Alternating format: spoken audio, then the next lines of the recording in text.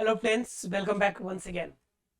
Friends, आज की class में हम लोग देखेंगे ऑटो इम्यूनल डिजीज के बारे में। मतलब कि जो आपके बॉडी के अंदर स्वाभाविक रूप से जो इम्यून सिस्टम है, जो प्रतिरक्षा शक्ति है, उनकी वजह से अगर आपके बॉडी के अंदर किसी प्रकार के रोग उत्पन्न होते हैं तो उससे हम लोग ऑटो इम्यूनल डिजीज कहते हैं। मतलब क्या, आपकी प्रतिरक्षा शक्ति की वजह से ये रोग उत्पन्न होते हैं। अब देखिए, हर चीज का निगेटिव और पॉजिटिव दोनों पहलू होते हैं। तो यहाँ पे इम्यून सिस्टम हमारे बॉडी में बाहरी रूप से आने वाले रोगों से हमारी सुरक्षा करते हैं। लेकिन यहाँ पर क्या हो गया कि ये सुरक्षा करने वाले इम्यून सिस्टम ही खुद हमारे बॉडी के अंदर प्रॉब्लम क्रिएट कर दिया। तो जानना यह है कि ये बीमारी होती कैसे है। ठीक है, यानी ऑटो इम्यूनल बीमारी होती कैसे है, यानी ऑटो इम्यून सिस्टम से आपकी प्रॉब्लम होती कैसे है, कैसे ये रोग होता है, इनके बारे में जानना है। ठीक है, ऑटो इम्यून डिजीज क्या होता है और ये कैसे होता है।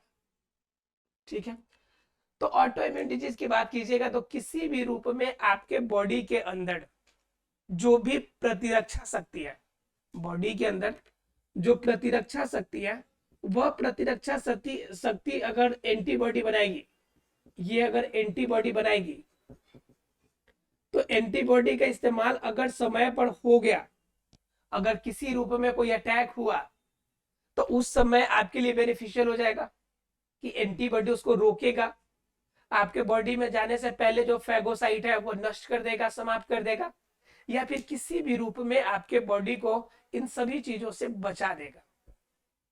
लेकिन अगर एंटीबॉडी जो प्रोटीन के आवरण के साथ आपके बॉडी के अंदर बना है, अगर उसका समय पर इस्तेमाल नहीं हुआ, जैसे आपकी दवा है तो आपकी सुरक्षा करता है, लेकिन दवा की भी अगर एक्सपायरी डेट हो जाए तो वो एक्शन के जगह पे रिएक्शन करना शुरू करता है, आपके लिए क्या करना शुरू करता है, रिएक्शन, और अलग अलग प्रकार के प्रॉब्लम आपके बॉडी में क्रिएट करते हैं। ठीक उसी प्रकार से एंटीबॉडी भी अगर समय पर यूज नहीं हुआ तो यह क्या होता है कि आपके बॉडी के अंदर अलग अलग प्रकार के प्रॉब्लम क्रिएट करते हैं। ठीक है, अब जैसे कौन से प्रॉब्लम हो गए, एलर्जी, इनमें प्रॉब्लम आती है एलर्जी। अब आप सोच रहे होंगे कि एलर्जी कोई रोग है, एलर्जी होता कैसे है। तो दरअसल क्या है कि एलर्जी कोई रोग नहीं है, बल्कि आपके बॉडी के अंदर जो एंटीबॉडी है, उस एंटीबॉडी की वजह से भी ज्यादा एक्टिविटी होने की वजह से यह जो एलर्जी की प्रॉब्लम है आपके बॉडी के अंदर क्रिएट हो जाती है। तो देखना यह है कि एलर्जी आपको किस रूप में नुकसान पहुंचाती है, या आपके बॉडी के अंदर होता कैसे है एलर्जी। तो एलर्जी का मतलब होता है कि बाहरी वातावरण या किसी भी रूप में प्राकृतिक स्तर पर किसी भी क्रिया से आपके बॉडी के अंदर होने वाले रिएक्शन, होने वाले आपका उल्टा प्रभाव आपका क्या कहलाता है, एलर्जी कहलाता है। एलर्जी का मतलब क्या, कोई भी उल्टा प्रभाव प्रकृति की वजह से। जैसे मान लीजिए कोई व्यक्ति है, कोई इंसान है, और इस व्यक्ति को सबसे बड़ी प्रॉब्लम है कि जो गुलाब के फूल खिलते हैं, इस गुलाब के सुगंध से एलर्जी शुरू हो जाती है। जैसे गलती से गुलाब के फूल इनके पास लेके गए तो इनकी सुगंध नाकों में जाएगी और फटाफट से छींक आना शुरू हो जाएगा। तो गुलाब हमारा क्या है, एक प्राकृतिक वस्तु है, और इन प्राकृतिक वस्तु के कारण आपके बॉडी में छींक आना शुरू हो गया, आपको अलग अलग प्रॉब्लम शुरू हो गया, तो ये क्या कहलाएंगे, ये कहलाएंगे एलर्जी। क्या कहलाएंगे, एलर्जी कहलाएंगे। इसके अलावा और भी बहुत सारे एग्जाम्पल है जो एलर्जी उत्पन्न करते हैं। जैसे कुछ लोग ऐसे होते हैं, इतना ज्यादा मासूम होते हैं कि बेचारे वो मतलब कि अपने आप को इतना ज्यादा मतलब वीक बना लेते हैं इंटरनली, कि थोड़ा देर अगर धूप में निकल जाए तो सर्दी जुकाम उनको जकड़ लेता है, और वास्तव में तुरंत उनको सर्दी बुखार सब हो जाएगा और पूरी सीरियस केस में हो जाएगा। तो ये क्या है कि ये भी एक प्रकार का एलर्जी ही है। कुछ लोग ऐसे होते हैं कि उनको अगर धूप में थोड़ी देर चला दिया जाए तो बॉडी पर रेड रेड स्पॉट दिखाई देने पड़ते हैं। कुछ लोग को देखे होंगे आप लोग, चेहरे पे लाल लाल धब्बे नजर आने लगते हैं, या हल्का सा कोई खुजली कर दे तो आपके रेड स्पॉट बॉडी पर दिखने लगते हैं। तो जब कभी भी इस प्रकार की प्रतिक्रिया आपके बॉडी के अंदर अगर दिखती है तो उसे हम लोग क्या कहेंगे, एलर्जी कहते हैं। ठीक है, और जिनकी वजह से यह एलर्जी की समस्या उत्पन्न होगी, जिसके कारण आपके बॉडी में ये एलर्जी उत्पन्न होगी जिस तत्व के कारण, उससे हम लोग कहते हैं एलर्जेन। क्या कहते हैं उसे? एलर्जेन। उसे क्या कहते हैं? एलर्जेन कहते हैं। मतलब क्या? एलर्जी उत्पन्न करने वाले जो पदार्थ है प्राकृतिक रूप में जो पाए जाते हैं, ये हमारे क्या कहलाएंगे? एलर्जेन कहलाएंगे। और यह एलर्जन आपके बॉडी के अंदर प्रवेश करने के बाद एंटीबॉडी से रिएक्शन करके आपके बॉडी में अलग अलग प्रकार की प्रतिक्रिया दिखाने का काम करते हैं। क्लियर है? इसमें जब सबसे ज्यादा आपकी श्रृंखला सबसे ज्यादा जो प्रॉब्लम होती है, इसमें क्या होती है? एंटीबॉडी जो आईजीई है, आपको बताया था कल मैंने एंटीबॉडी के प्रकार, 5 टाइप के प्रकार मैंने बताया था, 5 प्रकार के प्रकार बताया था। तो कह रहा है कि एंटीबॉडी उसमें क्या आईजीई अगर होगा, अर्थात कि आई एंटीबॉडी आपके बॉडी के अंदर होगा, तो तुरंत वो बाहरी प्रतिक्रिया की वजह से आपके बॉडी के अंदर प्रतिक्रिया उत्पन्न कर देगा। तो इस प्रकार की जब भी प्रॉब्लम होगी तो वो एलर्जी कहलाएगी। एलर्जी की केसेस के लिए बहुत सारा आपकी दवाएं अवेलेबल है, लेकिन इसका अभी तक कोई टीका अवेलेबल नहीं है, कोई भी वैक्सीन इसके लिए नहीं बना है कि आप एक बार अगर ले लीजिए तो एलर्जी आपका खत्म हो जाएगा।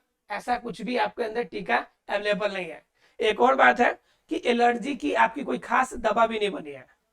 कुछ दवाएं जैसे सेंट्रीजिन है, तो जनरली क्या करता है कि आपको बताता है कि आपको कोई प्रॉब्लम होता है, तो जनरली एलर्जी से दूर करने के लिए आप सेंट्रीजिन खा लेते हैं। इसके अलावा आपके बॉडी के अंदर कुछ भी हो रहा है तो उसके लिए वो दवा कोई भी अवेलेबल नहीं है। मतलब एलर्जी करके स्पेसिफिक कोई दवा, जैसे मान लीजिए फीवर के लिए लोग जनरली पैरासीटामोल का इस्तेमाल करते हैं, लेकिन आपका एलर्जी के लिए इस प्रकार की कोई दवा नहीं है स्पेसिफिक, और ना ही इसके लिए कोई भी टीका अवेलेबल है कि एक बार किसी को लगा दिया जाए तो फिर आगे आने वाली समस्याओं से बचा जा सकता है। ऐसी कोई भी अवेलेबिलिटी हमारे पास या दुनिया में किसी के पास अभी अवेलेबल नहीं है। आशा एलर्जी क्लियर हो गया होगा सबको। एलर्जी एक प्रकार का क्या है? आपका ऑटो इम्यून डिजीज है, ठीक है? यानी कि ऑटो इम्यून डिजीज है, मतलब कि खुद से आपकी इम्यून सिस्टम की प्रॉब्लम की वजह से ये रोग होती है। ऑटो इम्यून डिजीज में इससे भी खतरनाक रोग होते हैं। एलर्जी तो मैंने सबसे सिंपल बताया, इससे भी खतरनाक रोग होते हैं जैसे कैंसर। कैंसर का नाम सुन के आपके दिमाग में बहुत बातें चल रही होगी, भाई कैंसर भी ऑटो इम्यूनल डिजीज है, यानी बॉडी के अंदर होने वाले प्रॉब्लम की वजह से ही होती है। चलिए स्टार्ट करते हैं आज का टॉपिक और देखते हैं कैंसर के बारे में कि कैंसर रोग कैसे होता है, क्यों होता है और कैसे हम इससे बच सकते हैं, इनके बारे में हम लोग देखते हैं। बात करते हैं कैंसर की कि कैंसर कैसे होता है और कैंसर के बारे में क्या राय है लोगों की। कैंसर, कैंसर को आम भाषा में कहे तो कैंसर एक प्रकार का क्या है? ट्यूमर है। कैंसर एक प्रकार का क्या है? ट्यूमर है। और इस ट्यूमर के बारे में जब हम अध्ययन करते हैं तो इसको कहते हैं ऑन्कोलॉजी। क्या कहते हैं? ऑन्कोलॉजी के नाम से जानते हैं। अब ये ट्यूमर क्या होता है और कैसे होता है? ट्यूमर का मतलब होता है बॉडी के अंदर किसी भी भाग पर किसी एक्स्ट्रा आपके बॉडी के कोशिकाओं में परिवर्तन जो हो जाते हैं, इसी को हम क्या कहते हैं? ट्यूमर कहते हैं। आपके बॉडी के अंदर जो ट्यूमर बनते हैं वो किसी भी रूप में बन सकते हैं, और वो आपके लिए फायदा हानिकारक भी हो सकते हैं और आपके लिए नॉर्मल भी रह सकते हैं। जैसे मान लीजिए कि मसा है, मसा है, तो मसा आप लोग देखे होंगे। अब मशा क्या होता है कि आपके बॉडी के अंदर छोटा सा स्ट्रक्चर बाहर की तरफ निकलता है, लेकिन ये किसी भी रूप में आपके लिए कोई प्रॉब्लम नहीं होता है, कोई दर्द ना कुछ होता है। तो यह मशा की वजह से आपको कोई भी तरह का कैंसर की इशू प्रॉब्लम नहीं होगी, लेकिन है तो भी ट्यूमर। मतलब ट्यूमर का मतलब है कि कोशिका में परिवर्तन कर देना, कोशिका का आकार बदल जाना, कोशिका विभाजन के लेवल बदल जाना, कोशिका के अंदर पाए जाने वाले कोशिकांग की वृद्धि हो जाना, कोशिकांग में आपका अलग अलग रूप में परिवर्तन हो जाना, कुछ का लोप हो जाना, कुछ की वृद्धि हो जाना। बहुत सारे ऐसे रीजन है जिनकी वजह से ट्यूमर होती है, ठीक है? और जब ट्यूमर होती है तो जनरल केस में हम कहते हैं कि ट्यूमर ही हमारा क्या है? कैंसर का द्योतक है। ट्यूमर की वजह से क्या होगा? कैंसर होगा आपका। अब बात आती है कि ट्यूमर आखिर होते कितने तरह के हैं।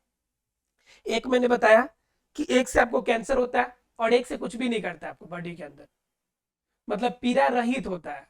आपके बॉडी में उससे कोई प्रॉब्लम ही नहीं होगा, कोई दर्द ही नहीं होगा, कोई तकलीफ ही नहीं होगी, तो उसे हम लोग पीड़ा रहित कहेंगे। और पीड़ा रहित ट्यूमर भी होता है और एक ट्यूमर होता है जिनसे कैंसर, इतना खतरनाक प्रॉब्लम भी हो सकता है, ठीक है?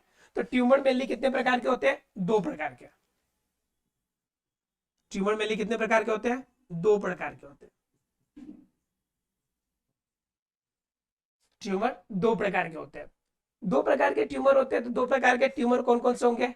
एक तो ट्यूमर ऐसा होता है जो आपके लिए प्रॉब्लम क्रिएट करता ही नहीं है, उसे हम लोग वेनाइन ट्यूमर कहते हैं। क्या कहते हैं उसे? वेनाइन ट्यूमर। एक होता है आपका वेनाइन ट्यूमर,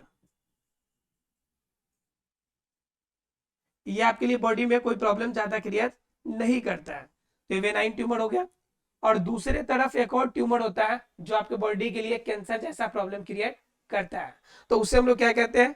उससे हम लोग नाम जानते हैं अलग अलग नाम से, और उसका नामकरण जो है मैलिग्नेंट, मैलिग्नेंट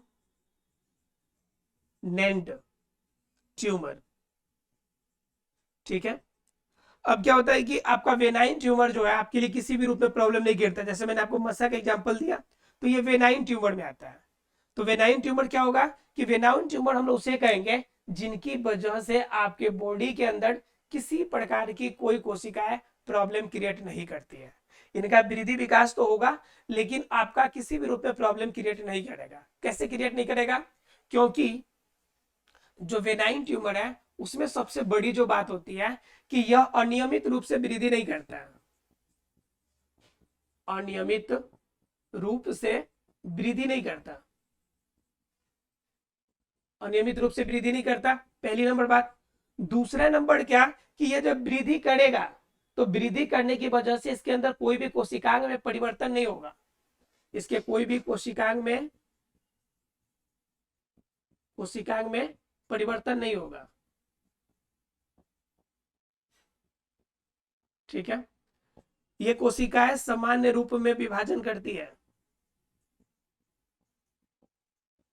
सामान्य रूप में विभाजन करती है।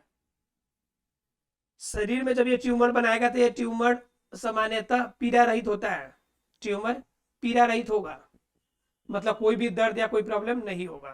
तो ये सभी आपको देखने को मिलेंगे कहाँ पे? वेनाइन ट्यूमर के अंदर।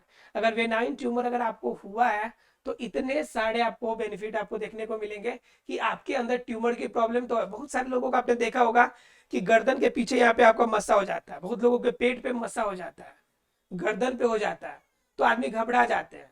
तो जनरल केसेस में वो कोई ज्यादा प्रॉब्लम क्रिएट नहीं करते हैं, लेकिन कभी कभी उसके अंदर किसी भी प्रकार की अनियमित कोशिकाओं के परिवर्तन अगर हुआ तो उस समय आपका उसके अंदर कौन पड़ना शुरू हो जाएगा? उसके अंदर आपका मैलिग्नेंट आपका ट्यूमर बढ़ना शुरू हो जाएगा।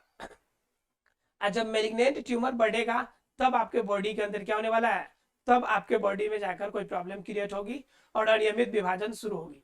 और जब अनियमित विभाजन शुरू होगी तो आपका गारंटी है कि आपके बॉडी के अंदर क्या होने वाला है? ट्यूमर हो जाएगा। ठीक है। और ये ट्यूमर आपको कैंसर के रूप में आगे बढ़ेगा। क्लियर है? अब जरा देख लीजिए कि मैलिग्नेंट ट्यूमर अगर आपके बॉडी के अंदर हो जाए तो क्या करेगा? मैलिग्नेंट ट्यूमर होने की वजह से आपके बॉडी के अंदर अलग अलग परिवर्तन आएंगे।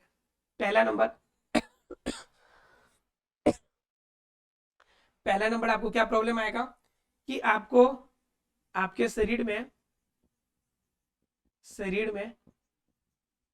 अनियमित प्रकार की कोशिका वृद्धि, अनियमित प्रकार की कोशिका वृद्धि।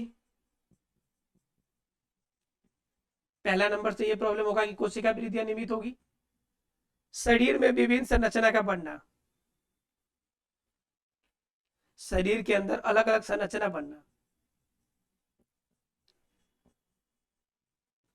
विभिन्न प्रकार का संरचना बनना।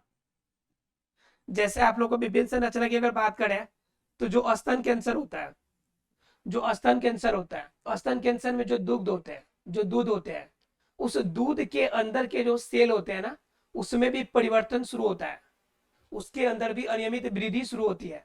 और उस अनियमित वृद्धि के कारण क्या होती है कि उनके अंदर यह ट्यूमर हो जाता है। तो स्तन ट्यूमर की वजह से आपका स्तन कैंसर हो जाता है। ठीक है। बॉडी के अंदर और सभी पार्टों पे भी आपका ट्यूमर होता है, जैसे ब्लड के अंदर हो गया, आपके लिम्फ के अंदर यानी लसिका के अंदर ट्यूमर हो गया। अलग अलग रूपों में शरीर के विभिन्न भागों में ट्यूमर आपका होता है, और वो ट्यूमर आपके बॉडी के लिए क्या होते हैं? हानिकारक होते हैं। ठीक है। तो अभी तक हम लोग ने जाना क्या? मेलिगेंट ट्यूमर और वेनाइन ट्यूमर के बारे में। अब इसके बाद हम लोग जानेंगे क्या? कैंसर के प्रकार के बारे में, कि कैंसर कितने प्रकार के होते हैं, और अगर कैंसर नहीं है तब उसे हम कैसे अगर अपने बॉडी को रखें तो बच सकते हैं, यानी कि रोकथाम कैसे कर सकते हैं, अगर हो जाए हमें ट्यूमर तो कैसे बचना है, उसके बाद अगर ट्यूमर आपका कितने सॉरी जो कैंसर होते हैं कितने तरह के होते हैं, मैंने जैसे बताया कि बॉडी के अलग अलग पार्ट में होते हैं, तो जिस जिस पार्ट में रहेगा उसके अकॉर्डिंग ट्यूमर बनेंगे आपके। तो इस सभी को हम अगले क्लास में देखने की कोशिश करेंगे। मिलते हैं अगले क्लास में, तब तक के लिए thank you very much friends.